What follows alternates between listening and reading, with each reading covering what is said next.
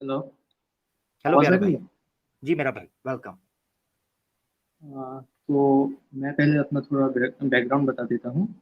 जी मैं हिंदू फैमिली में जन्म हुआ था मेरा, लेकिन मैं थोड़ा सा एग्नोस्टिक ऊंची हूँ। बोलिएगा, थोड़ा सा ऊंची। मैं हिंदू फैमिली में जन्म हुआ था, लेकिन मैं एग्नोस्टिक हूँ। ठीक है। और I am like searching for the truth as it is visible in my profile name. And I am right now I am studying Buddhism and Hindi में बात इस्लाम करना है, एंड। हिंदी में बात करना है, हाँ ज़्यादा। हाँ हाँ, ठीक है, ओके। ठीक मैं है। अभी इस्लाम, बुद्धिज्म और ये आर्य समाज, इन तीनों में मैं थोड़ा इंटरेस्ट रखता हूँ। तो इस्लाम, मेरा सब। बुद्धिज्म और आर्य समाज, ये तीन। जी जी जी। तो मैं आर्य एक्चुअली आर्य एग्नोस्टिक समाज, हूँ अभी। ठीक है। तो आर्य जी समाज जी, आर्य। हिंदुइज्म का पार्ट नहीं है? नहीं, हिंदुइज्म का पार्ट है, लेकिन मैं पौराणिक हिंदू को मैं रिजेक्ट करता हूँ। मैं आई डोंट टेक दैट, मतलब मैं उतना, मुझे वो सच नहीं लगता। आर्य ठीक समाज हो, थोड़ा सा मुझे लॉजिकल लगता है कंपैरेटिवली। ठीक है, ठीक है। जी। तो तो आप मेरा क्या सबसे। सवाल करना चाहेंगे जी इस्लाम पर? हुँ। जी जी, मेरा सबसे पहला सवाल है कि ये, अगर आपके हिसाब से इस्लाम ट्रुथ है, तो ऐसा इस्लाम में क्या है जो मुझे कन्विंस कर सके कि हाँ, यही सच्चाई है। हुँ। आप किस तरह की दलील चाहते हैं? यानी आप लॉजिकल पर्सन हैं, साइंटिफिक पर्सन पर्सन हैं, इमोशनल हैं, रिलीजियस हैं, किस तरह के हैं? हाय। लालची हैं या मैं डरपोक हैं, किस तरह के हैं? मैं सारे आइडियाज के लिए ओपन हूँ। आप कुछ भी दे सकते हैं, लेकिन हाँ, एक बात मैं और बताना चाहता हूँ कि मैं एग्नोस्टिक हूँ। मैं गॉड को ना ही रिजेक्ट करता हूँ, ना ही उनको कम्प्लीटली एक्सेप्ट करता हूँ। ठीक है, लेकिन अगर गॉड एग्जिस्ट करते हैं, अगर करते हैं, तो वो एक होगा। उसका कोई फॉर्म नहीं होगा, इंसान की तरह नहीं होगा बिहेवियर उसका, कैरेक्टरिस्टिक्स। और he is far beyond anything. ये मेरा ठीक। कॉन्सेप्ट है, अगर गॉड एग्जिस्ट करता है। नहीं, ये अच्छा, ये जो आपने कॉन्सेप्ट लिया है, ये कहाँ से लिया है? ये जब मैंने दूसरे रिलीजन्स को थोड़ा और अच्छे से स्टडी किया, तब हुँ, ये कॉन्सेप्ट आया, और ये मुझे थोड़ा लॉजिकल भी लगता है। यानी ये आप आप आर्य मैं समाजी के पास से लिए क्या? हुँ, आर्य समाज में भी ये मिलता है, ये इस्लाम में भी आता है, और जुडाइज्म में भी आता है। एंड वैसे ही। और ये मतलब आप देखिए तो लॉजिकल पर्सपेक्टिव से भी अगर आप देखें तो I think so it is, मतलब क्वाइट कन्विंसिंग। ठीक है, ठीक है। यानी आप ये मानते हैं कि इस ब्रह्मांड का, इस सृष्टि का कोई बनाने वाला है, ऐसा ही है? जी, मतलब नहीं एक नहीं नहीं, हो मैं मतलब एक्सेप्ट एक्सेप्ट नहीं करता, मतलब यानी अगर है, होगा, अगर वो एग्जिस्ट होगा। करता है। हुँ, हाँ, हो सकता है, ठीक है। वो एक होगा या एक से ज़्यादा होगा? वो एक होगा। एक होगा, ठीक है। उसका हमारे साथ कोई रिलेशन होगा या उसने बना के छोड़ दिया है? हाँ हाँ। मैं मानता हूँ अगर वो एग्जिस्ट करता है, तो वो अपना मैसेज जो है, अपना साइंस एंड सिम्टम्स जो है उसके एग्जिस्टेंस का, वो जरूर भेजेगा किसी ना किसी फॉर्म में। ठीक है। वो फ़ॉर्म किसी इंसान की शक्ल में, यानी किसी मैसेंजर की शक्ल में भी हो सकती है? हो सकता है। ठीक है, सही है। तो अगर वो किसी मैसेंजर की शक्ल के अंदर हो सकती है, तो दैट मीन्स उस मैसेंजर की बात को मानना भी ज़रूरी होगा। क्योंकि ऑब्वियसली अगर अगर आप कहते हैं कि उसकी तरफ से हो सकता है, तो दैट मीन्स अगर वो गॉड की तरफ से या उस क्रिएटर की तरफ से है, जो कि आपके अगर अगर एग्ज़िस्ट करता है, तो उसने भेजा है, तो दैट मीन्स उसकी बात मानना ज़रूरी है, क्योंकि अगर वो है और उसने का ही मैसेज है, तो वो बहुत इंपॉर्टेंट है कि उसको लिया जाए, उसको माना जाए। ऐसा ही जी, है? जरूर जरूर। हाँ, ठीक, मैं मानता हूँ। ज़बरदस्त, ज़बरदस्त। अच्छा, एक और चीज़ बताइएगा, चूँकि वो हमारा क्रिएटर है और अगर वाक़ई वो है, तो वो हमारा क्रिएटर है और अगर वो हमारे बारे में कुछ बता रहा है, हमारे बारे में कुछ बोल रहा है, तो ये ऑब्वियस सी बात है कि अगर वो है, तो ऑब्वियस सी बात है कि वो हमें हमसे ज़्यादा बेहतर तरीके से जानता है। ऐसा ही होगा, हाँ, ठीक है? यस। ऐसा ही है, ठीक हो गया। अच्छा, अगर उसका ताल्लुक हमारे साथ है और वो मैसेज भेज रहा है, तो कोई तो रीज़न होगी ना वो ये रिलेशन कायम करना चाह रहा है। वो रीज़न क्या लगती है आपको? एग्जैक्टली मैं ये नहीं बता सकता, क्योंकि मैं मतलब अभी भी गॉड को एक्सेप्ट नहीं करता वैसे। नहीं, नहीं, अगर हो, मैं तो अगर मान के चल रहा हूँ, मैं आपके साथ इस वक़्त आ चुका हूँ। अगर हो हम्म, और वो ये रिलेशन करना चाहे, कि वो किसी मैसेंजर को, किसी आदमी को भेजे जिसके जरिए वो ये बात करवाए, उसके पीछे रीजन क्या, पॉसिबल रीजन क्या हो सकती है? पॉसिबल रीजन यही हो सकती है कि अपने एग्जिस्टेंस को दिखाने के लिए कि हाँ मैं एग्जिस्ट करता हूँ, तुम्हें एक पर्पस के लिए तुम्हें क्रिएट किया गया है। तो उसके लिए तो उसको किसी मैसेंजर को भेजने की जरूरत नहीं है, वो हर इंडिविजुअल को बता सकता है, उसके दिल में बात डाल सकता है, इज ऑल पावरफुल, राइट? हाँ हाँ, यस यस। तो फिर मैसेंजर को भेजने की जरूरत है। इसका मतलब ये है, जो मुझे समझ आया, कि अगर वो वाकई है और अगर वाकई उसने को मैसेंजर भेजा है, तो मैसेंजर तभी भेजा जाता है जब वो बहुत इंपॉर्टेंट और बहुत ही क्रिटिकल सिचुएशन हो, नॉर्मल सिचुएशन नहीं। अगर बात सिर्फ उसके मानने की होती ना कि वो एग्जिस्ट करता है, तो वो उसको क्या परवाह है?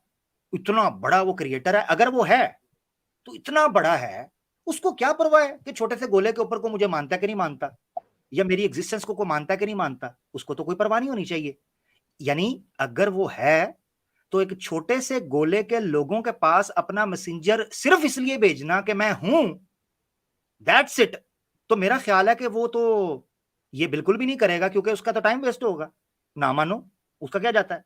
इसका मतलब है कोई और रीजन होनी चाहिए। कभी सोचा है कोई और रीजन क्या होगी? और रीजन नहीं, मैं अभी फिलहाल मैं मैं बताऊं? नहीं सोच पा रहा हूँ। हाँ, मैं बताता हूं। अब मैं भी आपकी जगह पर रखकर सोच रहा हूं। पॉसिबल है कि उसने ये सोचा हो कि यार, मैंने इनको बनाया है, मैं इनका क्रिएटर हूं, और इनके पास मैं मैसेंजर भेज रहा हूं, और उसके भेजने की वजह यह है कि मैं इनको यह बता सकूं कि मैं तो हूं ही हूं, मगर तुम क्यों हो। दैट ऑफ समझ आइए? जी जी। यानी एक देखो ना, दो एस्पेक्ट हैं, एक एक सिक्के के दो रुख हैं, एक कॉइन के दो रुख हैं। एक रुख ये था जिस पर हम दोनों इकट्ठे हो गए, वो ये रुख था कि वो ये बताना चाहता है कि वो है, मगर मैं कह रहा हूं ये तो बड़ा एक, उसके लिए तो कोई टेंशन की बात ही नहीं है, उसको ना मानो, उसका क्या है, वो ब्रह्मांड का बनाने वाला है। मगर वो ये बताना चाह रहा था कि तुम जो कीड़े की तरह रेंग रहे हो, तुम क्यों हो, ये बताना जरूरी था। जी और जी जी, इसके लिए मैं एग्री हाँ, कर। अब देखो लॉजिकल होने लगा। जैटो जरा देखना, मेरे साथ चलना, पिक्चर अपने सामने रखो जो मैं तुम्हें इमेजिन करवा रहा हूं। जी जी जरूर। अब इस अगर ये लॉजिक सामने रखे ना, तो फिर मुझे मैसेंजर के आने की लॉजिक भी समझ आती है, क्योंकि वो मैसेंजर इंसानों में से ही होगा, तभी वो हमें ये बता सकेगा कि तुम क्यों हो और कैसे रहना है अब। ये है लॉजिकल पॉइंट। क्योंकि अगर वो जी जी मिसाल, अगर अल्लाह ने या क्रिएटर ने, अगर वो है, आपके साथ चल रहा हूं, अगर वो है और उसने सिर्फ ये बताना होता कि मैं हूं, तो वो किसी एंजल को या किसी बादल पे बड़ा बड़ा लिख देता, बिजली से या मट्टी से लिख देता या बड़े पहाड़ पर लिख देता। मगर जीते जागते मैसेंजर को भेजकर यह कहना कि सिर्फ मैं हूं, मजा नहीं आता। इसका मतलब यह है कि वो जीते जागते मैसेंजर को भेजकर यह बताना चाहता था तुम क्यों हो। ये जी। पॉइंट था। अब मैं आपको आगे लेके चलने लगा हूं। अब सवाल ये उठता है, जैटोस मेरे साथ रहना, कि अगर वो ये चाहता था कि हम क्यों हैं, तो सोचो जरा, पॉसिबल क्या एक्सप्लेनेशन आती है कि हम क्यों हैं, क्या बताया होगा या क्या बता सकते हैं हम क्यों हैं? उसकी इच्छा, मतलब उसने बनाया है हमें तो, हाँ उसकी इच्छा इसलिए है। हाँ, उसकी देखो, उसकी इच्छा तो उसके तक है ना, हम इफेक्ट नहीं हो रहे, या हो रहे जी। हैं? नहीं। उसकी इच्छा हो तो हम इफेक्ट नहीं हो रहे, या हम हो रहे हैं, सवाल तो ये है। मगर मकसद ये कहने का है कि उसकी इच्छा से बढ़कर मैं अपने अंदर एक इमोशन या एक इच्छा फील करता हूं, जिससे मुझे पता चलता है कि उसकी इच्छा तो ये थी कि वो मुझे बनाए, मगर उस इच्छा के अंदर एक इच्छा थी जो छुपी हुई है। अब सवाल ये है कि मिसाल के तौर पर वो एक मैसेंजर को भेजते हैं, और मैसेंजर आपको कहते हैं कि आप हो, और आप इस लिए हो। अब हमें पॉसिबल सिचुएशन सोचनी है कि वो क्यों हो। मैं ये सोचता हूं एक मिनट के लिए कि अगर वो वाकई है और इतनी प्यारा ब्रह्मांड उसने बनाया है, ऑल पावरफुल, ऑल नोइंग है, ऑल इंटेलिजेंट है, तो जरूरी ये है कि उसने हमें किसी मकसद के लिए, पर्पस के लिए बनाया हो, यानी पर्पसलेस नहीं हो सकता। यहां तक तो अब साथ जी है ना, जी कोई ना कोई मकसद होगा ना। यानी जी ज़ैटोस जी खुद सोचो, आप मोबाइल लेते हो उसके पीछे कोई रीजन ही होती है ना, या घर में रखने के लिए लेते हो, यूज करने के लिए। खाना लेते हो तो भूख लगती है तभी लेते हो, यानी कोई रीजन होती है। तो मैं कॉमन सेंस की बात करते हुए ये कह रहा हूं कि अल्लाह ये क्रिएटर जो है अगर है तो वो हमसे तो बेहतर ही होगा, और अगर हमसे बेहतर होगा तो दैट मीन्स उसके इस हमें बनाने में हमारे लिए कोई ना कोई रीजन तो होगी। उस रीजन के लिए जी उसने जी मैसेंजर भेजे। अब हम आगे बढ़ने लगे हैं, आगे बढ़कर ये सोचने लगे हैं कि उसके मैसेंजर जब आए तो कोई पैगाम लेकर आए। अब हमें यह ढूंढना है कि किन लोगों ने इस धरती के ऊपर मैसेंजर होने की बात की। उन्होंने ये कहा कि मैं उस ईश्वर की तरफ से आया हूं जिसने तुम्हें किसी मकसद के लिए, किसी पर्पज के लिए बनाया है। अब यहां से हमारा वो जर्नी और हमारा सफर और हमारी तपस्या शुरू होगी, और हम सोच में पड़ेंगे कि हमें किस मकसद के लिए भेजा था। अगर ज़ैटोस अपने उस होने का मकसद पता करना है तो तुम्हें पलटना पड़ेगा उन लोगों की तरफ जो ये क्लेम करते हैं कि वो ईश्वर की तरफ से हैं। सिंपल। अब हमारे पास शॉर्टलिस्ट मौजूद है। शॉर्टलिस्ट है बुद्ध मत, आर्य समाज और इस्लाम, ऐसे ही है। जी ठीक है, आर्य समाज और बुद्ध मत से आप पूछिएगा, आपने मुझसे इस्लाम का पूछा है, अब मैं आपको इस्लाम का जी बता दूंगा। ठीक है, अब देखें, याद रखें, अगर वो है जैसा कि आप मान के चल रहे हैं, अगर वो है तो यह भी जरूरी है कि उसका मैसेज सबके लिए एक हो, वो भेदभाव नहीं करेगा। मानते हैं? जी हाँ, क्योंकि हम सब उसके लिए एक हैं, तो वो भेदभाव नहीं करेगा। जब वो भेदभाव नहीं करेगा तो उसका मैसेज सबके लिए एक होना चाहिए। अब आसान तरीका यह है कि जितने लोगों ने क्लेम किया है कि वो ईश्वर की तरफ से हैं, कम से कम इन तीन में से बुद्ध मत, आर्य समाज और इस्लाम, ये आपके सामने है, इनमें से जी हम जी सिमिलैरिटीज को इकट्ठा कर लेते हैं। सिमिलैरिटीज जिसको कुरान ने भी एक्सप्लेन किया है। औज़ बिल्लाहि मिनश शैतानिर रजीम, तालौ इला कलिमतिन सवाइम बैनना व बैनकुम। सिमिलैरिटीज की तरफ आओ जो हम सब में एक जैसी हैं, यकसा हैं, क्योंकि वही क्लियर कर सकेगा कि ये ईश्वर का ही पैगाम है, ये सत्य का पैगाम है, क्योंकि सब में एक ही सिंगल ट्रेट मिलेगा। बाकी तो समय गुजरने के साथ साथ बदलते जाएंगे ना, तो ये एक आपको मिलेगा। अब मजे की बात यह है कि जितने धर्म उठाएं सब में यूनानिमसली तौहीद यानी मोनोथीज्म, एक खुदा का वहदहू ला शरीक का तसव्वुर आपको टॉप पे मिलता है, जैसे आपने आर्य समाज का कहा। ठीक है, जी मोनोथिस्टिक वो अलग बात है, आर्य समाज के साथ हमारे डिफरेंसेस क्या हैं, मगर मैं आपको, क्योंकि आपने उन चॉइसेस को सामने रखा है, तो मैं टेबल पर आपकी चॉइसेस को सामने रखकर मैं आपको समझाना चाह रहा हूं। तो वहदहू ला शरीक का कॉन्सेप्ट आ गया, इस्लाम इस कॉन्सेप्ट को मानता है। मैसेंजर का कॉन्सेप्ट आपने खुद अभी कहा कि अगर वो है तो जरूर वो किसी ना किसी तरह रिलेशन करेगा। उस कॉन्सेप्ट को कहते हैं नबूवत, रसालत का कॉन्सेप्ट, प्रॉफिटहुड। इस्लाम के अंदर वो है, क्या आर्य समाज के अंदर है? अगर है तो वेरी गुड। क्या बुद्ध मत के अंदर है? अगर है तो वेरी गुड, वरना इस्लाम के अंदर है। अब जब वो मैसेंजर आया तो उस मैसेंजर ने कुछ पैगाम पहुंचाया, इस्लाम के अंदर वो पैगाम मौजूद है कुरान की शक्ल के अंदर। अब सवाल ये उठता है कि वो पैगाम क्या था? वो पैगाम सिंपल ये था कि तुम्हें ये जिंदगी एक मकसद के लिए दी गई है। वमा खलकतुल जिन्न वल इंसा इल्ला लियअबुदून।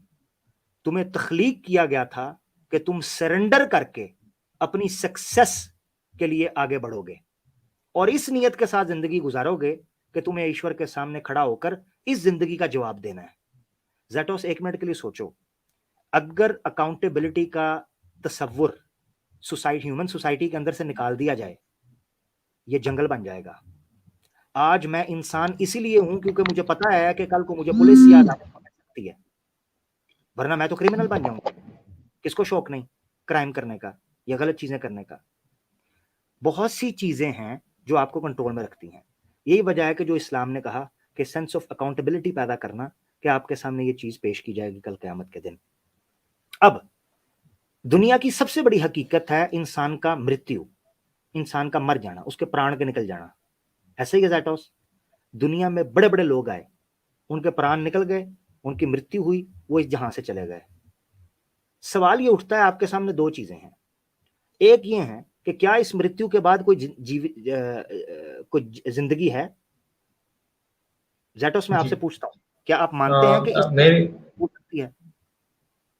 देखिए, मैं एक चीज़ मानता हूँ, एक चीज़ मैं क्लियर कर देता हूँ कि या तो इस दुनिया में सारे रिलिजन्स झूठे होंगे या फिर एक रिलिजन सच्चा होगा, जितने ज़बरदस्त। मेजर रिलिजन्स हैं उनमें से। हुँ। और मरने के मैंने बाद आपसे क्या सवाल होता पूछा, है? उस पे आ जाइए। रिलीजन को वो आपके बाद में लूँगा। अभी मेरे साथ जी, चलिएगा। जी, जी। मैंने सिंपल आपसे सवाल पूछा, आप हाँ। ये बताएँ कि क्या आप समझते हैं कि जो इस दुनिया के अंदर हमारी मृत्यु होगी, इसके बाद कोई ज़िंदगी है या नहीं? ये एक ऐसा टॉपिक है जो मतलब मैं कुछ कह नहीं सकता क्योंकि ये आपको भी नहीं पता, ना ही किसी और को पता है। मतलब मैं ये उस एक पे ऐसी चीज़ है जो किसी को नहीं पता। हाँ, ठीक है। असल में मैं आपसे जो पूछना चाह रहा था, उस पे आते हैं। हम अभी तक पॉसिबिलिटी के ऊपर बात कर रहे हैं, अगर वो है। मैं ये पूछना चाह रहा हूँ, अगर ये, उसकी मैं मिसाल आपको देता हूँ। अगर ये ज़िंदगी हो सकती है, इसके बाद भी हो सकती है, ऐसे ही है? हाँ, हो हो सकता है। सकती है। तो मैं इसको यानी रिजेक्ट ये नहीं हो करता। एग्ज़ैक्टली, हाँ, तो मैं पॉसिबिलिटी के ऊपर, अगर ये ज़िंदगी हो सकती है, तो क्या खबर इसके बाद भी हो सकती है? ये कोई मसला तो नहीं है? हो सकता है। अच्छा, तो इसलिए वो मैसेंजर जो आता है, वो आपको ये बताता है कि ये ज़िंदगी आपका इम्तिहान है और इसके मरने के बाद आप एक इम्तिहान देने के बाद ईश्वर के सामने पेश किए जाओगे और जो अमल, जो कर्म करोगे, उसके हिसाब से आप चीज़ पाओगे। ये वो जी। फिलॉसफी है। अब ये सिंपल फिलॉसफी के अंदर अगर कहीं आपको कोई लॉजिकल फ्लॉ, कोई इशू नजर आता है, वो आपने रखना है। अगर आप वो इशू ना रख पाए, तो दैट मीन्स कि ये जो पूरे का पूरा सिनेरियो मैंने आपके सामने रखा है, ये लॉजिकल भी है, रैशनल भी है। जी, जी, जी। लेकिन जी एक मैं कुछ पूछ सकता हूँ आपसे? जी जी, बिल्कुल। कोई इशू है इस हवाले से तो आप पूछें, बिल्कुल। मैंने अपना सिनेरियो रख दिया। कि मुझे इस्लाम के जो जस्टिस वाला कॉन्सेप्ट है, उससे मुझे थोड़ा-सा प्रॉब्लम है। वो अगर आप थोड़ा समझा सकें अच्छे से। कौन सा जस्टिस वाला? मतलब एक नॉन मुस्लिम को जो है बस उसके बिलीफ के लिए उसको पूरे लाइफ में मतलब इटर्निटी के लिए उसको हेल में डाला जाता है। इस हाँ, कॉन्सेप्ट ठीक से मैं मतलब एग्री नहीं कर सकता। ठीक है, ठीक है। अच्छा, मैं आपको एक चीज बताता हूं। अगर ये सवाल आपका तब ठीक बनता जैटोस, कि अगर एक बिलीवर को या एक नेक करने वाले को इटर्नली हेवन के अंदर नहीं डाला जाता और सिर्फ इटर्नल हेल होती, तो मैं आपकी बात से एग्री करता था। दूसरी ऑप्शन भी मौजूद है। एक बिलीवर, मैं एक चीज आपको बताता हूं, एक बिलीवर वो ये एडमिट करता है कि हम उसके कानून को मानते हैं, उसकी धरती में रहते हैं, उसकी दी हुई जिंदगी पे चलते हैं, वो इसको एडमिट कर रहा है, उसको प्रेफर करें। जी, जी। चोर को और एक इनोसेंट को हम बराबर नहीं कर सकते। अब जो कह रहे हैं आप कि वो इस ईश्वर की बात को मानता ही नहीं है या ईश्वर को नकार देता है, तो ये ऐसे ही है जी, कि जी। आप उसकी धरती में, उसकी जगह पर रहते हो, उसको चैलेंज कर रहे हैं। इसीलिए वो इस चीज के ऊपर वो आपको इटरनली रखता है और उसका राइट है। उसकी वजह मैं आपको बताता हूं, क्योंकि वो भी आपको एक बिलीवर होने के तौर पर इटरनल हेवन में भी रखता है। जी, जी। अगर वो सिर्फ लेकिन इटरनल हेल में रखता होता, तो बिल्कुल आपकी बात ठीक होती। मैं एक केस ला सकता हूँ मतलब एक फिक्शनल केस कि सपोज़ मान लीजिए कि कोई मुसलमान है और वो किसी हिंदू लड़की का रेप करता है, ठीक है? रेप करके मर्डर कर देता है और बाद में उसको पकड़ लिया जाता है, उस मुसलमान लड़के को पकड़ लिया जाता है और सपोज़ उसको पनिशमेंट वगैरह दिया जाता है। उसके बाद उसने रिपेंट किया, उसने माफ़ी माँगी और उसके बाद उसकी डेथ हो गई, उस लड़के की भी। तो अभी इस्लाम के हिसाब से आखिरत में कौन जन्नत जाएगा और कौन जहन्नम जाएगा? हाँ, ये आप समझ आपको रहे पता हैं है मैं क्या पूछना चाह रहा हूँ? हाँ, मैं समझ गया हूँ, मैं समझ गया हूँ। आपको पता है, जिस मुसलमान लड़के ने किसी भी इनोसेंट लड़की का, हिंदू हो, मुस्लिम हो, लेट अलोन क्रिश्चियन हो, कोई भी हो, उसको साइड पे रख दें, रेप किया तो उसकी सजा क्या है रेप की? अ, मतलब आफ्टर लाइफ में कि दिस लाइफ में? नहीं, नहीं, इस दुनिया में आप रिपेंट करें, इस दुनिया में क्या सजा है? अभी वो डिपेंड करता है कौन से कंट्री में आप हैं। इंडिया नहीं, में तो वो नहीं, नहीं, नहीं, ऐसे नहीं। जस्टिस इन इस्लाम की बात कर रहे हैं ना। अगर तो आप जी, कह रहे जी, हैं वो जी। रिपेंट करेगा चला जाएगा, तो ये आप जस्टिस इन इस्लाम की सोसाइटी पे, पहले सोसाइटी को समझ लें, यहां भी समझ लें और मैं आफ्टर लाइफ भी समझाता हूं। यहां की सजा क्या है? अगर इस्लामिक स्टेट या इस्लामिक कंट्री में, जहां पर शरिया लॉ है, अगर कोई मुसलमान किसी किसी लड़की का, चाहे वो हिंदू हो, ईसाई हो, मुसलमान हो या क्रिश्चियन हो, किसी लड़की का रेप करता है, या लेट अलोन एथियस्ट हो, उसका रेप करता है, क्या सजा है? मौत। मौत है। बिल्कुल, थैंक यू, ठीक है, थैंक यू। उसको उड़ा दिया जाएगा जब उसको मौत की सजा दे दी जाएगी। यहां हो गया फैसला, ठीक है। अब आएगी आखिरत। यहां पर आपको जस्टिस मिला उस औरत को कि उसका रेप हुआ, उसकी गर्दन उड़ा दी, ठीक है ना। उस लड़की को उसने रेप करके मारा, उसकी गर्दन, यार इवन रेप किया, सिर्फ मारा नहीं। यहां पर इस्लामिक लॉ ने अपना जस्टिस दिया। पूरी दुनिया के अंदर रेप की सजा, अभी रिसेंटली बात हुई थी, मैं खुद भी इररेलेवेंट इंफॉर्मेशन नहीं देना चाहता वापस। अब आखिरत में आ जाते हैं। आखिरत के अंदर दो चीजों की बुनियाद के ऊपर होगा मामला, दो चीजों की बुनियाद के ऊपर। एक है आपका अकायद और एक है आपके अमाल, यानी एक आपके बिलीफ और एक है आपकी प्रैक्टिसेस, आपका कर्म, आपका कार्य क्या है। जी जी। जहां तक ताल्लुक है उस लड़के का कि जिसने रेप किया, ठीक है, उसने रेप किया, अगर वो दुनिया में अपनी सजा पाने के बाद वहां जो उसने आमाल किए हुए थे वो आमाल इस्लामी शरीयत के मुताबिक, यानी वो शिरक नहीं करता था या वो दूसरी चीजें नहीं करता था या वो दूसरे मामलात नहीं करता था, तो उस बंदे को सजा देने के बाद उसके गुनाहों की जन्नत में दाखिल कर दिया जाएगा। और अगर वो लड़की शिरक करती थी, ठीक है, पॉलिथीस थी, शिरक करती थी, तो जो नेक आमाल उसने किए हैं उस नेक आमाल के इवज उसको कंपनसेट करके उसको जहन्नम के अंदर डाल दिया जाएगा उसके उस अमल की वजह से। इसकी मिसाल आप समझें, आप कैसे, यानी एक चोर अपनी चोरी को सिर्फ इसलिए जस्टिफाई कर ले कि उसके साथ किसी दूसरे ने ज्यादती की हुई है। मिसाल के तौर पर मैं आपको बताता हूं, ज़ैटोस, मैं आपके घर इसलिए चोरी करता हूं क्योंकि मेरे घर सैम भाई ने चोरी की है, ये ठीक होगा? नहीं। नहीं। मेरे घर चाहे लाख लोग चोरी कर लें, मुझे बहरहाल चोरी नहीं करनी किसी सूरत भी, क्योंकि ये क्राइम है। मैं कंप्लेन कर सकता हूं, जी चोरी नहीं कर सकता। इसी तरीके जी। से इस चीज को समझें कि एक लड़की जिसके साथ रेप हुआ है उसके साथ गलत हुआ है, मगर उसके उस रेप जिसके साथ हुआ है उस गलती की वजह से उसके उस क्राइम को, जो एक अलग सूरत हाल है, एक अलग स्टोरी है, उसको कंपनसेट बैलेंस नहीं किया जाएगा।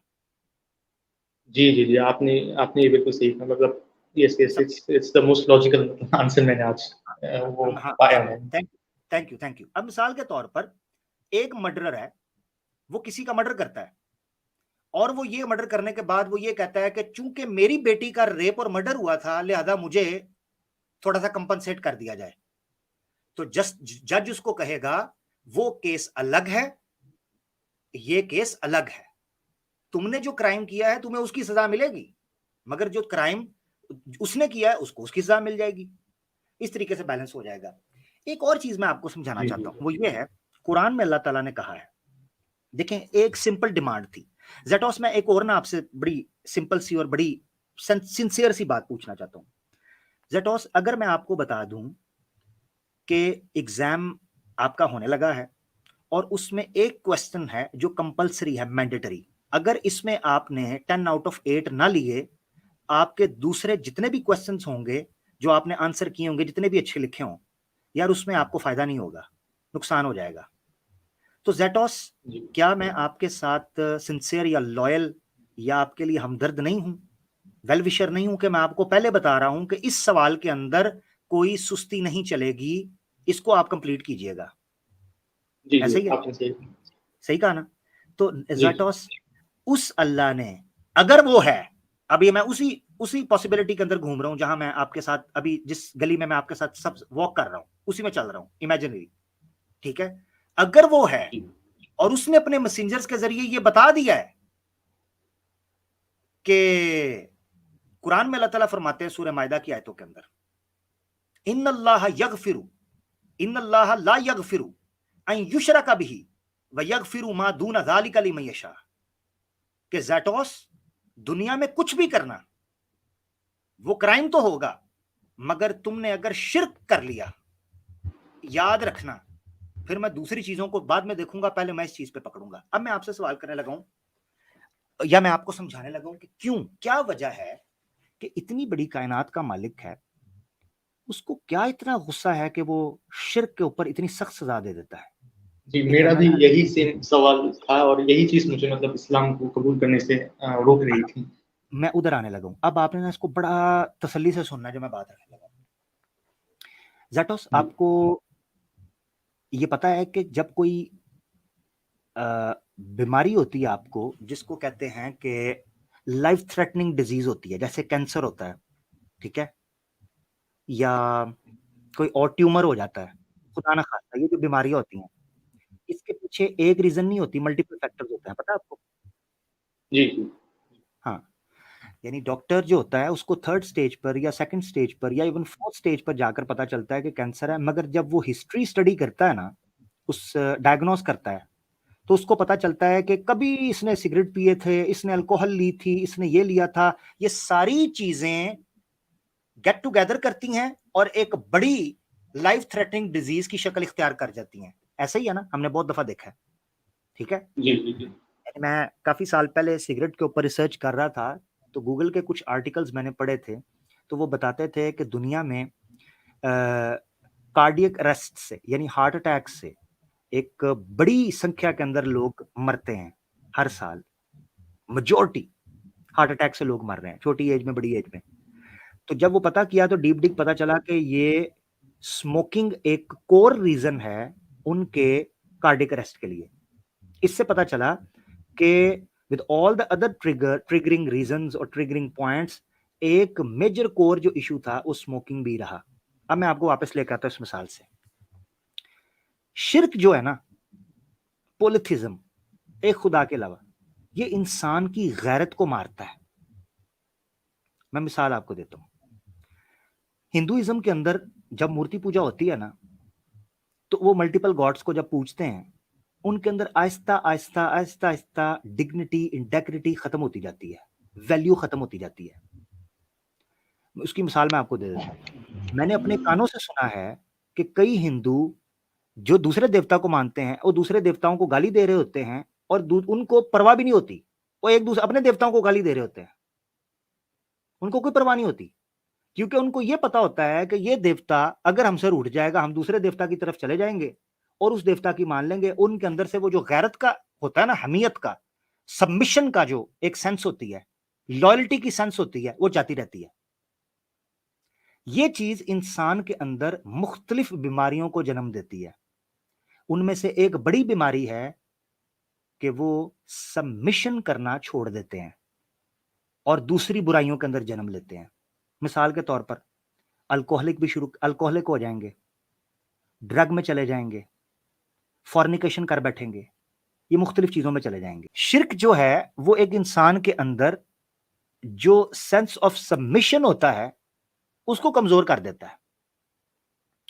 उसको ये लगना शुरू हो जाता है कि मैं ईश्वर की नहीं भी मानूंगा तो वो मुझे क्या कहे। हमने कई सनातनियों को देखा है यहां आकर वो ये चीज कह रहे होते हैं। इसका मतलब ये है, अब मैं ये नहीं कह रहा हूं कि मुसलमान भी तो ये जुर्म कर रहे हैं ना, यही तो हम कह रहे हैं।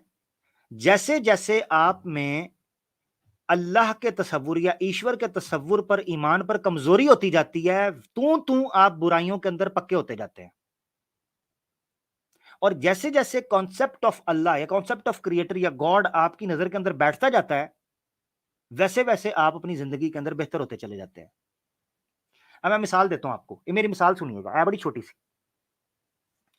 मैं एक दफा पब्लिक ट्रांसपोर्ट में सफर कर रहा था, तो मैंने उबर करवाई।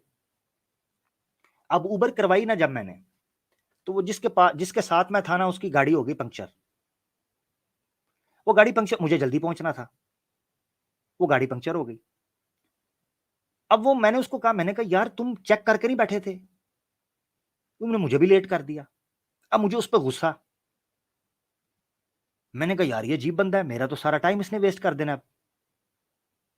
तो मुझे कहता है आप ना उधर बैठ जाएं, पब्लिक वो बेंच पड़ा हुआ था, आप बैठ जाएं, मैं 5 से 10 मिनट 15 मिनट मुझे लगेंगे, मैं टायर चेंज कर लूंगा।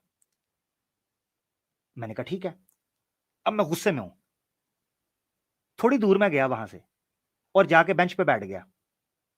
अब वो बिल्कुल कार के ऑपोसाइड, जो ऑपोजिट साइड है, उस साइड के ऊपर बैठकर टायर चेंज कर रहा है और मैं इस साइड पे बैठा बेंच के ऊपर इंतजार कर रहा हूं। और मुझे उस पर गुस्सा है। गुस्सा इस चीज का है कि इसने मुझे लेट करवा दिया है और पैसे भी ले रहा है मुझसे। मैंने सोचा कि चुप करके पीछे से खिसक जाऊं और मुझे इसको पैसे भी नहीं देने चाहिए। मेरे दिल में ये आया, क्योंकि मुझे उस पर गुस्सा था कि एक तो टाइम पे नहीं पहुंचाया, लेट कर दिया, तो मैं पैसे क्यों दूं। मैंने कहा दफा मारो। पता कितने रुपए थे? शायद 300 रुपए होंगे, 300-350 रुपए। मैं उठाऊं और मेरा मीटर शॉर्ट हुआ है। मैंने कहा क्यों दूं इसे पैसे।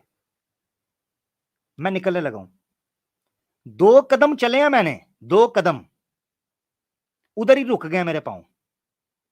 और पता मेरे दिमाग में क्या आया? मैंने कहा इसको तो पैसे नहीं दूंगा, कल कयामत के दिन अल्लाह की जात को जवाब क्या दूंगा। आज तो ये मुझे पकड़ नहीं सकेगा, कल अल्लाह के सामने जब ये मेरा गिरेबान पकड़ेगा कि इस बंदे को यहां से लेकर यहां तक मैं अपनी गाड़ी के पेट्रोल में लेके आया था, अपनी गाड़ी में बिठा के लेके आया था, टायर पंक्चर हो गया था और ये बंदा निकल गया था, इसने मेरे इतने पैसे देने थे, मैं कहां से पूरे करूंगा। मेरे पैर वहीं रुक जाते हैं, मैं पलट आकर बेंच पर वहां बैठ जाता हूं।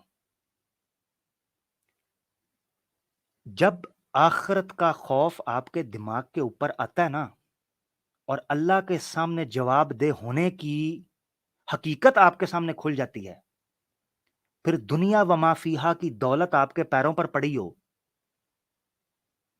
खुले आसमान तले, जहां आपको कोई देखने वाला ना हो, आपका हौसला नहीं पड़ता कि आपको गलत काम कर सकें।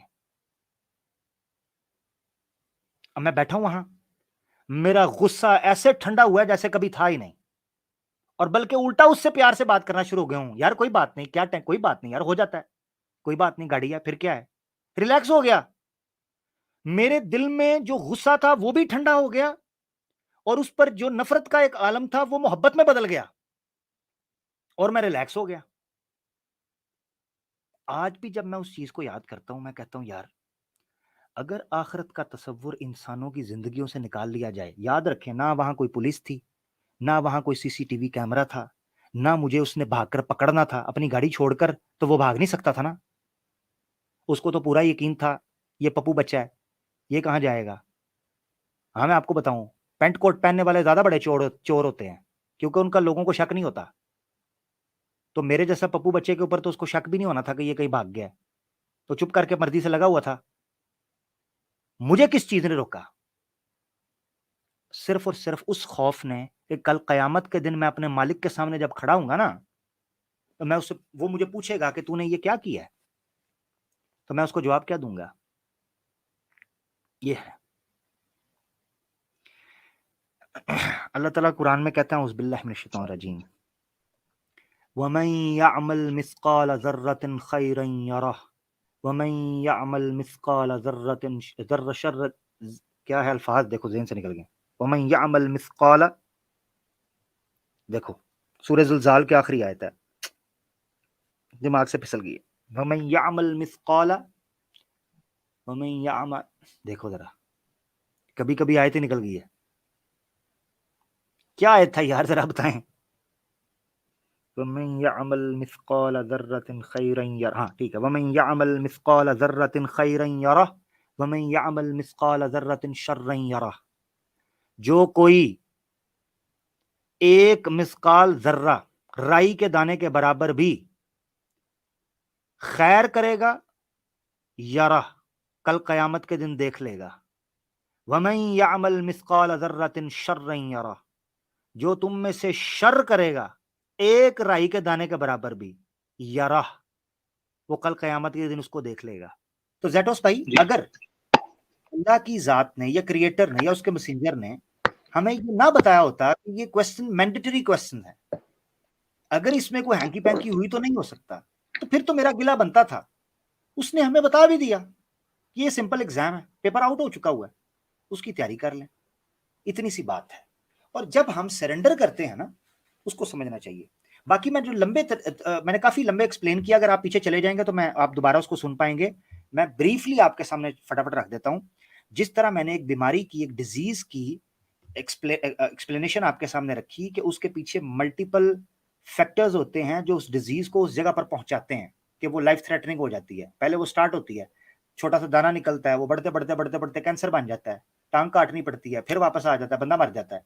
सवाल ये है कि इसी तरीके से शिर्क जो है ये उस कैंसर की तरह है जो स्टार्ट में छोटा सा दाना दिखाई देता है, बंदे को देखने में ये लगता है यार क्या है, ईश्वर इतने बड़े, उनको क्या, उसको नहीं पता। जैसे ही एक इंसान अपने मालिक के साथ शरीक ठहराता है ना, पार्टनर्स बनाता है, वैसे वैसे वो उसकी इंस्ट्रक्शंस को फॉलो करना छोड़ता चला जाता है, आहिस्ता आहिस्ता, खुद ब खुद। क्योंकि मिसाल के तौर पे जैटोस भाई, आप हो, मेरे मालिक हो आप, मिसाल के तौर पर मुझे पता है मैं एक कंपनी में काम कर रहा हूं जो जैटोस भाई ऑन करते हैं, और मुझे पता है कि जैटोस मेरा ऑनर है, मैं इसका एम्प्लॉई हूं, तो मैंने जनाब इसके पास जॉब कर रहा हूं और इसने मुझे मंथली सैलरी देनी करनी है। आप जो मुझे बात किया करेंगे ना, मैं मानता चला जाऊंगा। कुछ अरसे बाद सैम स्टैलन जो है ना जनाब, वो पता चलता है कि जैटोस के वो बड़े भाई हैं कंपनी के अंदर, वो भी शेयर होल्डर है, और कुछ दिन के लिए जैटोस साहब जो हैं वो जनाब वेकेशन पे चले गए हैं, सैम भाई आ गए हैं। सैम भाई ने आके कंपनी संभाल ली। सैम भाई मुझे इंस्ट्रक्शन दे रहे हैं, अब मुझे लगा यार जैटोस के साथ तो मैंने बड़ी अच्छी बना ली थी, अब मुझे सैम के साथ बनानी चाहिए क्योंकि मैंने सैलरी भी बढ़ानी है और बोनस भी लेना है, मैं सैम के साथ बनानी शुरू कर देता हूँ। आप वापस आ जाते हैं। जब आप उस पोजीशन के ऊपर वापस आते हैं तो मुझे यह देखना पड़ता है कि सैम ज्यादा पावरफुल है या जैटोस। अगर सैम ज्यादा पावरफुल है तो मैं जैटोस की बातों को इग्नोर करना शुरू कर दूंगा, और अगर जैटोस ज्यादा पावरफुल है तो मैं सैम स्टॉर्न की बातों को इग्नोर करना शुरू कर दूंगा, मैं जैटोस को प्रेफर करूंगा।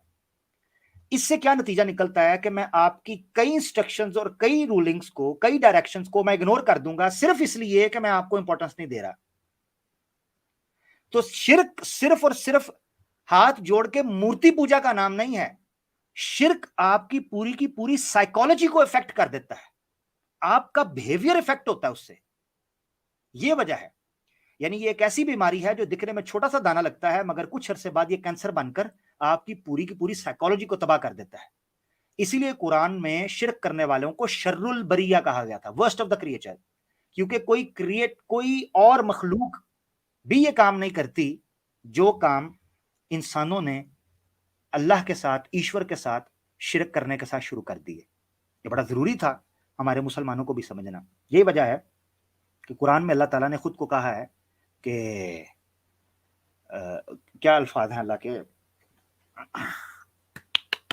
वल्लज़ीन आमनू अशद्दु हुब्बन लिल्लाह, कि जो ईमान वाले होते हैं वो सबसे ज्यादा मोहब्बत अल्लाह के साथ करते हैं, क्योंकि अल्लाह उनको बताता है कि तुमने कैसे रहना है, कैसे जीना है, वही उनकी बेहतरीन जिंदगी होती है। जी भाई, काफी बात हो गई। भाई मेरा और एक छोटा सा सवाल था कि कहा जाता है कि अल्लाह जो है वो उन्होंने बनाया है क्योंकि हमें टेस्ट करने के लिए, है कि नहीं? क्या चीज करने के लिए?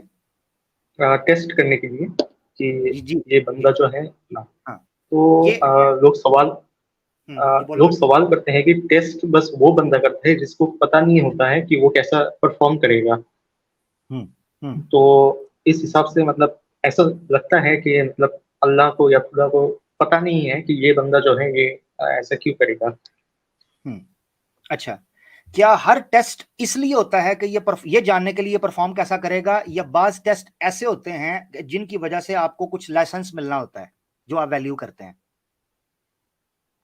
मिसाल के तौर पर, मिसाल के तौर पर ड्राइविंग टेस्ट होता है आपका, ड्राइविंग लाइसेंस बना हुआ है आपका? नहीं, अभी नहीं बना।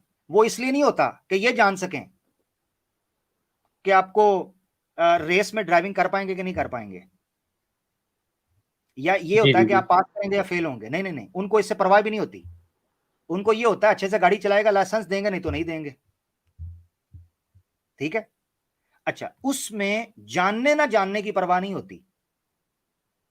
तो दो चीजों में जी हर, जी ये जी। मैं मिसाल अल्लाह के लिए नहीं दे रहा, सिर्फ इस बुनियाद के ऊपर दे रहा हूं कि आप टेस्ट को सामने रखें। यानी जो बेस थी ना, कि टेस्ट इसलिए लिया जाता है कि ताकि जो वो नहीं जानता वो जान सके। बाज औकात ये परवाह भी नहीं होती, जैसे मैंने ड्राइविंग टेस्ट की मिसाल दी आपको, ये परवाह भी नहीं होती कि ये जानता है कि नहीं जानता। एक रूल है, उसके अंदर से छन्नी से आपको गुजारना है, वो गुजारने के बाद आप उस पर पूरे उतरते हो तो आपको लाइसेंस मिलेगा, नहीं उतरते तो नहीं मिलेगा। सिंपल। उसमें जानने ना लेकिन जानने की परवाह। अब आ जाते हैं अल्लाह की जात ने टेस्ट के हवाले से जो चीज है। देखें, एक होती है, अब मुझे नहीं पता आपको वो पता है कि नहीं पता, जिसे कहते हैं किसी चीज को डिजर्विंग सिचुएशन में लेके आना। डिजर्व करता है कि नहीं करता एक बंदा, ठीक है। डिजर्व चैलेंज की बुनियाद पे होता है, जिसे कहते हैं मेरिट, यानी एक मेरिटोक्रेसी होती है ना, मेरिट। मेरिट जी जी में जी टेस्ट लेने वाले से ज्यादा जो पार्टिसिपेंट्स या कैंडिडेट्स होते हैं, उनको मोटिवेशन या उनकी जो कैपेबिलिटीज हैं या उनके अंदर जो हिडन स्ट्रेंथ्स हैं या पोटेंशियल है, उसको एक्सप्लोर करना मकसद होता है, ठीक है। जी जी मिसाल के तौर पर जब अल्लाह ताला ने इंसान को बनाने की बात की, तो कुरान में अल्लाह ताला कहते हैं वइज़ क़ाल रब्बुका लिल मलाइकति इन्नी जाइलुन फिल अर्दि खलीफा। जब अल्लाह ने मलाइका से कहा कि मैं जमीन में खलीफा, नायब या एक नुमाइंदा बनाने लगा हूं, इंसान था, तो फरिश्तों ने कहा अतजअलु फीहा मन युस्फिकु दिमाअ, अल्लाह क्या आप उसमें वो बनाने लगे हैं जो खून बहाएगा, जुल्म करेगा, ज्यादती करेगा, आप ऐसे लोगों को बनाने लगे हैं। इसका मतलब क्या है कि अल्लाह जानते थे, अल्लाह को सब पता था, मगर उसके बाद अल्लाह ने एक जुमला बोला, ये है बिगर कॉज। वो सुनिएगा, अल्लाह ताला ने कहा इन्नी आलमु मा ला तालमून, मैं वो जानता हूं जो तुम नहीं जानते। मुराद क्या थी? मुराद ये थी, इस इंसान को जब तक आप टफ सिचुएशंस में नहीं डालेंगे, इसके हिडन टैलेंट्स और इसके हिडन पोटेंशियल और स्ट्रेंथ्स निकलकर सामने नहीं आएंगी। और जब तक वो सामने जी नहीं आएंगे, तब तक ये उस मेरिट पर पूरा नहीं उतर सकेगा जिस मेरिट के ऊपर ये डिजर्व करता है कि उसको भेजा जाए। अल्लाह की जात को पता था। देखिए, जी जी ये चीज समझना आपने। मिसाल के तौर पर एक टीचर होता है, वो टीचर सारा साल पढ़ाता है, सारा साल स्कूल में बच्चों को पढ़ाने के बाद या क्लास में बच्चों को पढ़ाने के बाद वो बता देता है कि ये बच्चा इतने ग्रेड लेगा, ये बच्चा फेल हो जाएगा। बेसिक सी इंफॉर्मेशन होती है। एक नॉर्मल से साधारण उस्ताद की, गुरु की ये कैपेसिटी है। जब हम ईश्वर की बात करते हैं जो ऑल नोइंग है, उसके पास, वो तो सर्वशक्तिमान है ना, उसके पास तो ऑल पावर है, ऑल नोइंग है। तो उसकी सिचुएशन जब वो ये टेस्ट रखता है ना, तो पर्दा जो जो उसको कहता है पैराडाइम, वो शिफ्ट होता है हमारी तरफ। और वो इस बुनियाद पर होता है कि क्या हम उस मेरिट पर पूरा उतर रहे हैं जो वो हमसे तकाजा करता है या नहीं, ये जानना। उसमें हमें उस ओके मेरिट का ओके। करना पड़ता है, यानी उसको पहले से पता है क्या होना है, इसमें तो कोई शक नहीं। अब आप मुझे टेस्ट, लेकिन हाँ, तो हुज्जत एक तमाम और एक सवाल था जी जी कि इससे मैं ये भी आर्ग्यूमेंट लगा सकता हूँ कि अल्लाह को अगर पता था कि मैं जहन्नम में जाऊंगा, कोई इंसान जहन्नम में जाएगा, तो अल्लाह ने उसको बनाया ही क्यों? मतलब अल्लाह को जो है मर्सीफुल कहा गया है, as far as my information, कि मोस्ट मर्सीफुल, मोस्ट कंपैशनेट कहा गया है। तो मेरा सवाल ये है कि अगर उनको पता था कि मैं जहन्नम में जाऊंगा, तो उन्होंने मतलब बनाया ही क्यों मुझे? ठीक है, ठीक है। अब मैं आपको एक मिसाल से समझाता हूँ। आपके मम्मी पापा हैं? जी अभी हैं ना, इंशाल्लाह। जी जी उनको कभी पूछिएगा कि आपको पता है कि हर जीव जो इस धरती पर आएगा उसको मृत्यु आनी है, तो आपने फिर भी मुझे पैदा क्यों किया? पूछिएगा जी कभी। जी उनको पूछिएगा कि आप देखते हैं हॉस्पिटल के अंदर कितने नौजवान एक्सीडेंट के जरिए, करंट लगने के जरिए, सुसाइड के जरिए, शूट हो जाने के जरिए और इसी तरीके से डिजीज के जरिए मर जाते हैं। फिर आपने मुझे इस धरती पे क्यों लेके आए? आपको भी पता था एक ना एक दिन मृत्यु होगी, मर जाएंगे। आप क्यों लेके आए मुझे? पूछिएगा कभी, वो आपको जवाब जी देंगे। जी। ये आपने लेकिन बहुत लॉजिकल आंसर दिया है। मैं अब ढूंढ रहा हाँ, था ये आंसर, आपने बहुत अच्छे से आंसर दिया, थैंक अब यू। मैं आपको एक और चीज बता देता हूँ इससे भी ऊपर। ये याद रखें, जब कोई अथॉरिटी रखता है ना, अथॉरिटी इस चीज के ऊपर कि उसके पास पावर है कि वो कुछ कर सके, उस सूरत हाल के अंदर ना आमतौर पर आपको मेंटली, मैं आपको बताता हूं, आप अभी, आपकी एज क्या जैटोस, अगर आप बताना चाहो तो? मैं 20+ हूँ। 20+ है, इंशाल्लाह, ठीक है। अल्लाह ताला आपको लंबी उम्र दे और आप हेल्दी रहें। तो मैं आपको जो चीज़ अभी बताने लगा हूं ना, आपको आगे फायदा देगी, ठीक है। मैं आपसे एज में बड़े हूंगा इंशाल्लाह, तो मैं आपको बता रहा हूं। जी जी याद रखें, बहुत सी चीजों में जैटोस, इंसान अगर मेंटली प्रिपेयर ना हो तो डिसअपॉइंट होता है, हर्ट हो जाता है। इसीलिए हमेशा से इंसान को जैसे जैसे वो मैच्योर होता है उसको मेंटली प्रिपेयर रहना चाहिए बहुत से झटकों के लिए, बहुत से एडवेंचर के लिए, ये याद रखना। अच्छा, आपके पास जब भी किसी चीज में अथॉरिटी आती है, रीजन आपके पास होती है, आपके उस बंदे उस एज के ऊपर नहीं होती, आपके पास होती है। आप नहीं उसको देते रीजन, मगर आप वो काम करते हो, चाहे दूसरे को कितना ही वो ना समझ आ रहा हो। उसकी वजह पता है क्या? क्योंकि आपके पास अथॉरिटी होती है। हम इस वक्त सिक्के के उस रुख के ऊपर हैं कि हम सबमिस करते हैं, सबमिसिव होते हैं, सबमिशन करते हैं, झुकते हैं ईश्वर के सामने। क्यों? क्योंकि वो ऑल पावरफुल है, सर्वशक्तिमान वो है, मैं नहीं हूं, आप नहीं हैं।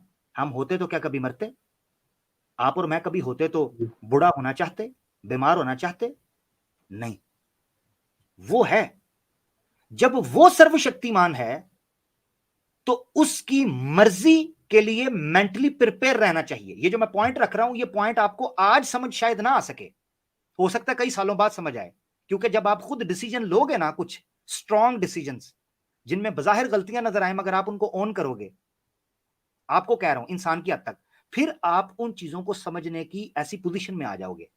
तो अब मैं आपको एक चीज बता रहा हूं, मेंटली प्रिपेयर रहना चाहिए एक इंसान को कि जब अल्लाह को वो ये मान चुका, या ईश्वर या क्रिएटर को वो मान चुका कि उसके पास अथॉरिटी है, पावर है, तो मेंटली प्रिपेयर हो जाए कि वो बहुत सी ऐसी चीजें करने की एबिलिटी रखता है जो शायद मुझे पसंद नहीं आ रही होंगी। अब कुरान की आयत ले लो, कुरान में अल्लाह ताला कहते हैं, औज़ु बिल्लाहि मिनश शैतानिर रजीम, असा अन तकरहू शैअन व हुवा खैरुल लकुम व असा अन तुहिब्बू शैअन व हुवा शर्रुल लकुम। ज़ैटोस, अल्लाह कहते हैं, ईश्वर कहते हैं कि हो सकता है तुम्हें कुछ चीजें नापसंद आ रही हों, इरिटेट कर रही हों, अनोइंग लग रही हों, मगर क्या पता उन चीजों के पार या बाद या गुजर जाने के बाद तुम्हें पता चले कि उनमें तुम्हारे लिए बेनिफिट्स क्या थे। व असा अन जी तकरहू तुहिब्बू शैअन व हुवा खैरुल व हुवा शर्रुल लकुम। और ज़ैटोस, एन मुमकिन है ऐसा भी तुम्हारे सामने लाइफ में आए कि तुम्हें कुछ चीजें बड़ी खूबसूरत लग रही हों, यार काश इस लड़की से शादी हो जाती, काश यार ये जॉब मुझे मिल जाती, काश यार मेरे पास पैसे थे, ये गाड़ी मैं खरीद लेता, किसी और ने ले ली। आपको क्या पता वो गाड़ी खरीद के आप निकलते, आपका एक्सीडेंट हो जाता। आप तो नहीं है ना ऑल नोइंग, अल्लाह ने बचा लिया। जी जी जी तो आपको पता चलेगा कि बहुत सी जिंदगी के अंदर आप फैसले ऐसे करोगे जो बजाहिर आपको लगेगा कि ठीक नहीं है, मगर उनके अंदर छुपी हुई विजडम और लॉजिक आपको कुछ अरसे बाद खुलेगी। मेरे जिंदगी में इतने बार ये एक्सपीरियंसेस हो चुके हैं कि अब जब कभी मेरे ऊपर टफ टाइम आता है, मेरे चेहरे पर स्माइल आ जाती है। मैं पर्सनल, बड़ा वेरी वेरी पर्सनल एक्सपीरियंस आपके साथ शेयर कर रहा हूं। मेरी जिंदगी में इतने बार जी एडवेंचर हुए, इतने ट्विस्ट आए और इतने खतरनाक मोड़ आए, और मुझे दुख हुआ, परेशानी हुई, नुकसान हुआ, मेरे चेहरे पर स्माइल इसलिए आ जाती थी, मैं कहता था यार पिछली बार तो इससे बेहतर चीज मुझे मिल गई थी। और जब जब टफ टाइम मेरी जिंदगी के अंदर आता था, वो मुझे स्ट्रांग बनाता था, मेरे अंदर की एक और पोटेंशियल को, एक और हिडन स्ट्रेंथ को एक्सप्लोर करवाता था। मैं बच के सामने आ जाता था, मुझे पता लगता था I am better now, reborn, एक बेहतर इंसान बन के निकलता था। तो आप ये अल्लाह के हवाले से जब आपने कहा ना, जब उसको इल्म था, तो पेरेंट्स के हवाले से तो मैंने आपको मिसाल दे दी, आपने कहा आपको लॉजिकल लगा, मगर मैं ज्यादा इसलिए डीप एक्सप्लेन करना चाहता था क्योंकि मुझे आपके साथ आपके बात करने में अच्छा लग रहा है और बड़े अच्छे से बात हमारी चल रही है अल्हम्दुलिल्लाह, और आप सीखना चाह रहे हैं। जी सो आई एम विलिंग टू जरूर। Speak up. तो देखिए ये आमिर है। भाई, मेरा मतलब जो इंटेंशन था वो बस सीखने के लिए था, since like I am searching unbiasedly. तो जज़ाकल्लाह। हाँ, तो इसलिए मैं मतलब वो मैं अपोज करने नहीं आया, मैं मॉक करने कोई नहीं बात आया। मेरा जो इंटेंशन है वो बस सीखना है। और जितने भी नहीं। देखिए, लोग देख रहे हैं नॉन मुस्लिम्स, मैं कहूँगा कि आप आए और मतलब इंटेंशन इस इंटेंशन से आए कि आप सीखे कुछ चीज़। इससे मतलब आपको भी अच्छा लगेगा और फ्रस्ट्रेशन नहीं होगा। और मैंने लेकिन बहुत कुछ सीखा आज, और it was really amazing experience. जज़ाकल्लाह। एक हाँ, जेटोस भाई, और मैं ज़ैटोस आपको एक बात बोलना भाई। चाहूंगा जेटोस भाई। जी, सॉरी आमिर भाई। जी नहीं, जेटोस भाई, आप यहाँ से, अगर आप यहाँ से आप जाएंगे तो आमिर भाई का जो आपने जो मिस कर दिया है वो क्लिप, वो जरूर देखे प्लीज, उस पार्ट को। जी जी, जरूर जरूर। मैं हाँ हाँ, वैसे वो आमिर जरूर। भाई को मतलब थैंक कुछ एक महीने पहले मैं देख रहा था, और मुझे उनकी बात लेकिन बहुत लॉजिकल लगी, बहुत अच्छी लगी। तो इसलिए मैं आज मौका मिल गया, तो मैंने आज अच्छा है उनसे बात की। और मतलब एक नया मतलब सोचने का एक जरिया निकल गया है। जी जी, और जरूर। और जेटोस भाई जरूरी नहीं है, मैं एक चीज आपको और भी बता देता हूँ, बिग ब्रदर मैं आपको एक बताता हूँ, जरूरी नहीं है हर बात हर वक्त हर दफा हर चीज आपको समझ आए। हर चीज का टाइम होता है, वो टाइम के साथ समझ आएगी। कभी भी जल्दी ना कीजिएगा, रिलैक्स रहिएगा, ठीक है? क्योंकि जल्दबाजी में हम गलत फैसले कर जाते हैं। टेक योर टाइम, अपनी नीयत को सिंसियर रखें। मैं आपको एक चीज बताऊं, कुरान में एक आयत है, अल्लाह ताला फरमाते हैं औज़ु बिल्लाहि मिनश शैतानिर रजीम वल्लज़ीना जाहदू फीना लनहदियन्नहुम सुबुलना, कि अगर ज़ैटोस सच की सत्य की तलाश में निकला है, अल्लाह कहता है मैंने वादा कर रखा है उन लोगों के साथ कि मैं जरूर भी जरूर उनके लिए रास्ते खोलूंगा, उनको चीजें रोशन होकर एनलाइटन कर दूंगा, उनको नजर आना शुरू हो जाएंगी, उनके दिमाग की पट्टियां खुलनी शुरू हो जाएंगी, उनको सेटिस्फेक्शन हो जाएगी। असल क्या चीज है मैं आपको बताता हूं ज़ैटो, ईमान क्या है? ईमान उस इत्मीनान और सेटिस्फेक्शन का नाम है कि जो इंसान के दिल के अंदर क्लिक करती है ऐसे।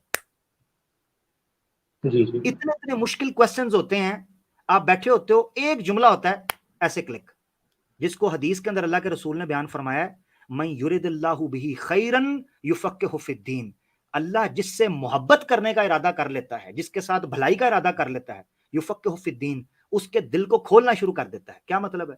उसको चीजें समझ आना शुरू हो जाती हैं, मुश्किल गुत्थियां सुलझाना शुरू कर देता है। जी। ये है हकीकत, तो टेंशन नहीं कभी लेनी, तो टेक योर टाइम। जी। अगर नियत साफ है आप तो कभी जी नहीं करेगा इंशाल्लाह। आप और भी आगे भी स्ट्रीम करेंगे ना, मतलब ताकि मैं और बातें कर सकूं लाइव? जी आगे भी यानी और करेंगे? नेक्स्ट टाइम कह रहे हैं? जी जी नेक्स्ट टाइम। जी जरूर ये हुआ करेगा, और आपने जरूर आना करना है, और कोई ऑब्जेक्शन कोई जी चीज हो मुझे तो मैं लेकिन सच में बहुत अच्छी लगी आज। जरूर, अगर आप मुझसे पर्सनल भी रब्ता करना चाहें तो मुझे बता दीजिएगा, मैं आपको लिंक दे दिया करूंगा इंशाल्लाह। ये मेरी ईमेल है, आप ये ले लें। और ज़ैटोस भाई थैंक यू।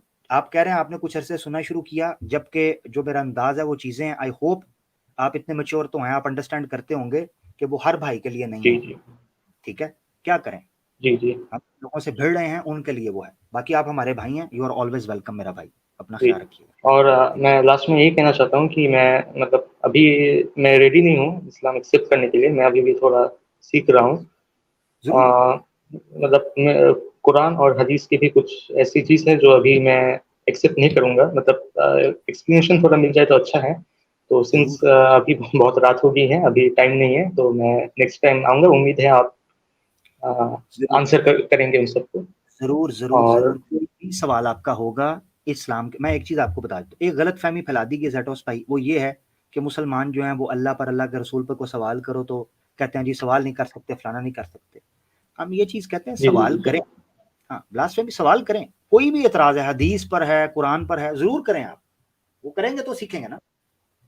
जी बहुत शुक्रिया, ठीक है मेरा भाई, थैंक यू। सुभान अल्लाह आमिर भाई, आपका ये जो एक्सप्लेनेशन है ना आमिर भाई, अल्लाह जज़ाए खैर दे आपको। ये जितना भी आपने ज़ैटोस भाई को एक्सप्लेन किया है माशाल्लाह, ये एक आई ओपनिंग आपकी एक स्पीच है, और आपकी एक एक्सप्लेनेशन और जो आपने एग्जांपल्स दिए, मैं दुआ करता हूँ कि ये क्लिप सारे जितने सिंसियर एथिस्ट है दुनिया में, ये सारे सब सुने, ये आपकी जो आवाज है सारी दुनिया में पहुंचे ये क्लिप के थ्रू। आमिर भाई, इसको पर्सनली आप एक क्लिप कर आप इसको प्लीज जरूर अपलोड कीजिएगा आमिर भाई। अल्लाह जज़ाए खैर दे आमिर भाई आपको।